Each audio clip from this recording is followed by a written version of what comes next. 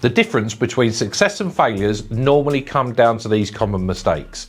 So if you feel like your business is not performing as well as it could do, this video is for you. Hi, I'm Michael from MDH Accountants and Business Growth Advisors. If you enjoy this video, click the bell to subscribe to be notified of all of our tips and tricks and our great content. A lot of business owners are working really hard for less money. Sometimes they can be working double the time. They sometimes fall into these fundamental mistakes. Follow my video and I'll explain them all. One is poor cash flow.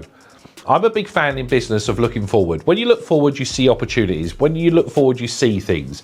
When you're actually worried about poor cash flow, you're actually looking behind and over your shoulder. It gives you a negative impact and it stops you picking up things as well. It also comes across, people can feel it when you're worried about cash flow. You'll radiate where you won't generate the best customers because of it. So when you're looking at cash flow, looking at ways of how you can improve it.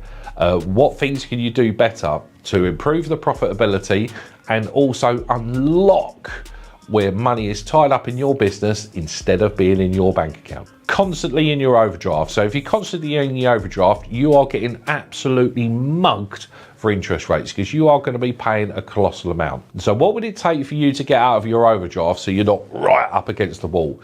Normally that's because of poor cash flow. So you'll be then looking again how you unlock money out your business that's in other places where it should be in your bank account, and also driving up the profitability of your company, because profitability should always lead to cash too. Taking out more money than you're earning in profits. How many times have we all come across this? I've sat in front of loads of business owners that have absolutely pulled everything that they possibly can out of their business, which has left them in a massive shortfall, big overdrawn director's loan account, and what they've technically done is spend their tax money, which is never ever a good place to be. So what you want to make sure that you know how to do, and I say this a lot, is make sure that you know your three numbers. That personally, one of your numbers that you should know bang in a heartbeat is what your like to earn number is, because you should be looking to take that out your business every single month and leaving excess runway in there too. So make sure you are not falling into the trap of absolutely pillaging your company of all the cash available, which is starving it for paying liabilities and also growth. Not tracking expenses. Expenses are completely out of control. You just focused on sales and you haven't looked at what your costs are to see what your true profit is of your job. Potentially you could be is a massively busy fool because you built up a 7, 8, 10 million pound turnover company and your costs are out of control where you're making no profit. Who wants to do that? So I'm not saying be a miser, because some ways you can go too far the other way, but if you have an idea of a handle of what your costs are, you will then stop problems coming within your business. Neglecting systems and processes. A lot of business owners, they can try and do everything themselves, or they'll actually just cut out and say, right, I'm not going to do it this way. What Michael Gerber says in his really famous book called The E-Myth is about consistency, and he talks about systems as well.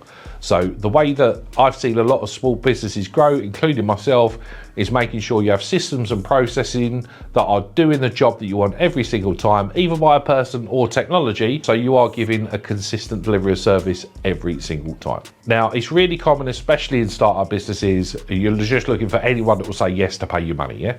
But when you actually get to a position of where you're actually choosing who you work with, that's how you're truly defined as a business. So there are a couple of business industries that I said no to straight away when I first set up MDH, and I've never ever served them since. As it's gone over time, we've started to deal with less and less businesses where we're dealing with a few specific niches.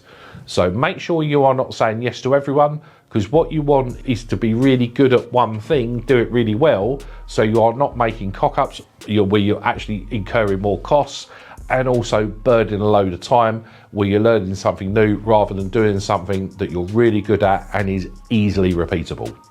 So make sure when you're in your business, you are not saying yes to everyone. It is a massive mistake. Now, I hope this video has really helped, but if it's spurred any questions, click my link below. You can book a video call with me. I'll get to know you and your business. I promise there'll be no pushy sales pitch. But if you're also looking to grow your business as well, we've got a link below to our business growth program. This is where we run through all of the drivers that you'll need to grow your business profitably too. All of these have key actionable steps along the way. I'd love to see you on this course today.